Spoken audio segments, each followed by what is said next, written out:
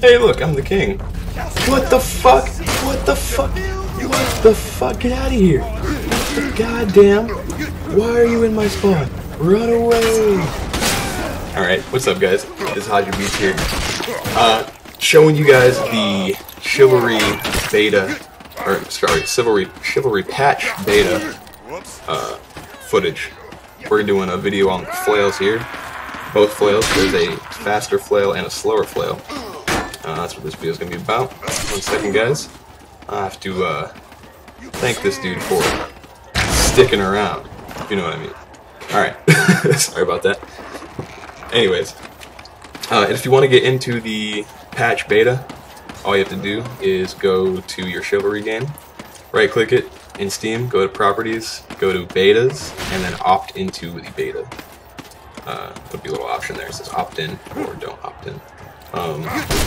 What will happen is you'll download the patch from Steam. It's like 1.4 gigs, I believe, so it's not that big. But yeah, you'll download the patch from Steam. Once it's done, just load up Chivalry like normal. You'll see the server list is all beta servers. You'll see one's called New Maps, Dual Mode. There's all kinds of cool stuff in this patch, man. It's badass. Some really cool maps that you can see that aren't finished yet. Look at the textures there. But yeah, this patch is ballin'. If you download the patch and then you decide you don't want to play it, you can just do the same thing. Go to properties, betas, and then you just opt out. And we'll go back to the base game. Anyways, so let's talk about these flails. These things are awesome. They're probably the favorite weapon, favorite new weapon from the patch.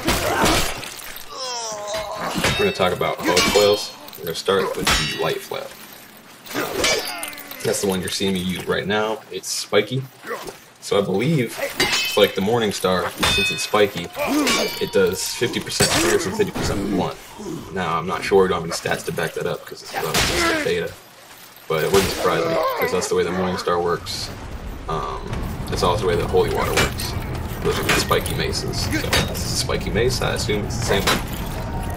But the stats on this thing in the game, we don't have any cool Excel spreadsheets yet. It's still beta. So, the game, if you haven't realized this yet, you has the wrong stats. We're gonna go with it. Ooh, eat the lava, buddy. Anyways, the game says it has 42 damage, 65 speed, and 3% range. So right there, you know, it's not exactly the best information. 3% range would be less than any dagger in the game. Yeah, it clearly doesn't. So, if you want a good,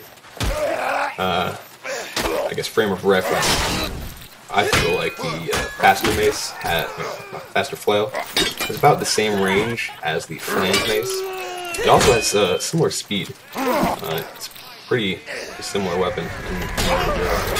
Though, if I'm correct, and it does do half pierce and half blunt, it would be better against vanguards than the flange mace and worse against the knights for that reason. Some advantages it has over the flange mace are that the animations for both flails are hard to parry effectively without, I guess, memorizing the animations, which is, you know, true for all weapons, but these ones, even I think once you get the animations memorized, are still going to be a little tricky, because the initial windup for both flails and both attacks that you're using on the flails that use the flail, because the stab for both flails is actually a shield bash, kind of like an overhand with the javelin. You know, you just kind of like throw your shield out there, hit him with the side of it. You don't actually stab with the flail, because that wouldn't make much sense now, would it? But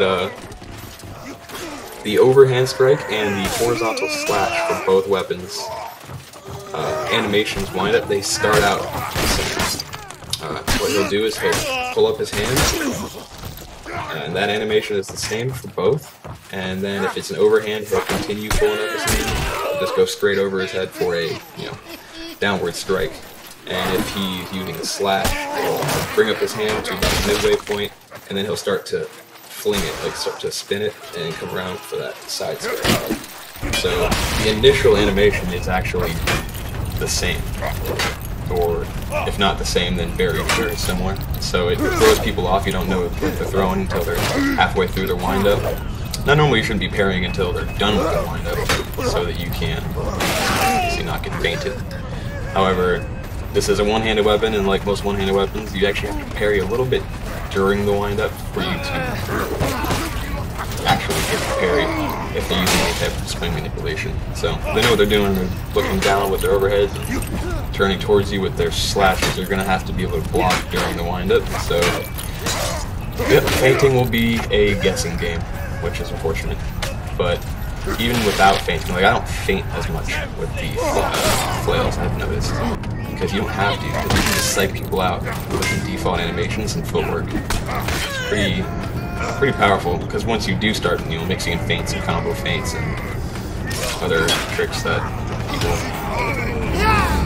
that are higher skilled know, not necessarily higher skilled, but it's going to be an absolute nightmare to defend against. You're not going to be able to do it. I'm not going to call it overpowered, because it's not game, it's not overpowered in that it's too strong, it's just overpowered in that if you were a smart person, you could do things with it that you can't do with other weapons that would just confuse the shit out of people. So, the fast mace, or flail, I keep calling it mace, I'm retarded. It 3 shots nights, as long as you get an overhead, or a headshot, 3 shots. I think actually if you get overhead with a headshot and then land another overhead, and that's not necessarily with a headshot, it'll 2-shot nights, which is really strong. And then the heavy mace, or heavy flail, we do keep calling it fucking mace. Anyways, the heavy mace is going to 2-shot nights regardless. It's got 50 damage, pure blunt, so as long as you get an overhead in there, it's gonna kill him. Got 57 speed, which is not very slow for a high damage blunt weapon.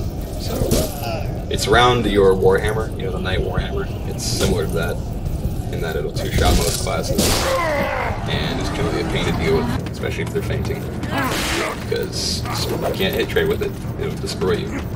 However, the range stat in the game's stat screen says that it has 0 range. So I don't know how much range it actually has. It feels to me like the Warhammer, the one-handed Warhammer specs around there.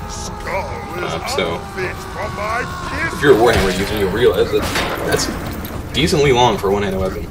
One of the reasons the Warhammer is so strong is because it's really easy to get over shields with it by overhanding and looking up while running towards them.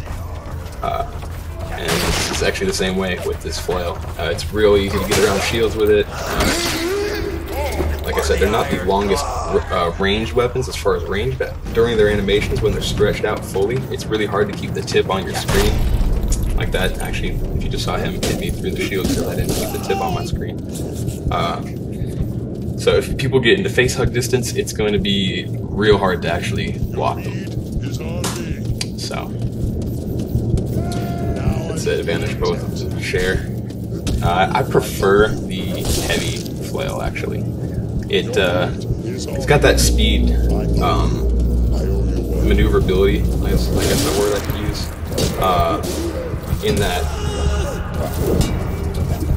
the way that's Y-hander and the maul work that you can actually fake out opponents by using the slowness of the weapon, the inherent slowness of the weapon, and then changing up with swing manipulation to make it fast. You can just play tricks on people and completely mindfuck them. The heavy flail has the same advantage. You can make it real slow if you want to, and you can make it real fast if you want to. It's coupled with the damage that it does, it's definitely not very friendly to people. It'll take a little bit of practice, and all of a sudden you'll be smirking dudes. Now, the disadvantages of both of these weapons is that you have to use a buckler. You actually can't even unequip it by pressing 3. I saw someone run around with just a flail. He had the buckler on his back. I don't know how he did it. I've tried many different ways. I've taken out my secondary to put the shield away, taken the flail back out. The buckler came right back out with it. Yep. I don't know. Apparently it's possible. Or he was hacking, but I doubt that. So, if y'all figure it out, maybe tell me. But yeah, so you have to use the fucking buckler, which, as everybody knows, has a very small actual defensible region. It's not good for blocking arrows, it's not that great for blocking attacks. It's pretty small. It does have the quickest shield up time, like the quickest time from where the shield is at your side to full block mode. It's faster than any other shield. However, it's also very, very invasive on your screen. It's hard to see around it. The heater shield is better for that, the kite shield is better for that. The only thing that has more vision obstruction is the tower shield, and you are nowhere near as protected as you would with the tower shield with this buckler. So that's the only drawback really for it. I don't see them letting you use other shields because, frankly, the animations are tied into the shield. Your stab attack is a shield bash. So if you were to use different shields, people have to memorize different stabs for this weapon, and no one wants that. So on the loadout screen, you pick it. All the other options are locked. So I don't think you can use anything other than a buckler with this weapon. Hopefully they'll let you put the buckler away at least so you can just one-hand it. I guess it would be kind of hard to parry with this now that you think about it, so maybe that's why you can't take the buckler away. Because it doesn't have any blade or head or shaft that has any type of metal on it for you to parry strikes with. So that's probably why they don't let you remove the buckler. It's like a strange animation to block with. But yeah, both of these weapons are very strong as far as my initial impressions are.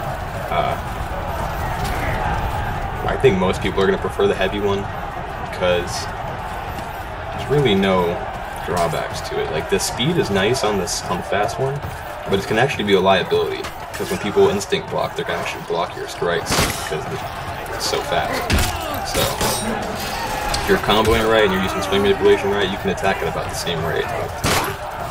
With heavy flail, it's going to be slower because if you use swing manipulation, it's the faster one. It's going to be faster too. Also, dude, check this out. Yeah, beta's a little bit buggy. Anyways, I'm actually running out of time. Well, I'll see you guys later. I hope you enjoy this video. I know everybody really just wants to see the flail in action, so I'm probably sure most of you are going to mute me. Well, that's perfectly fine. I hope I provided entertainment for y'all. Have a good one.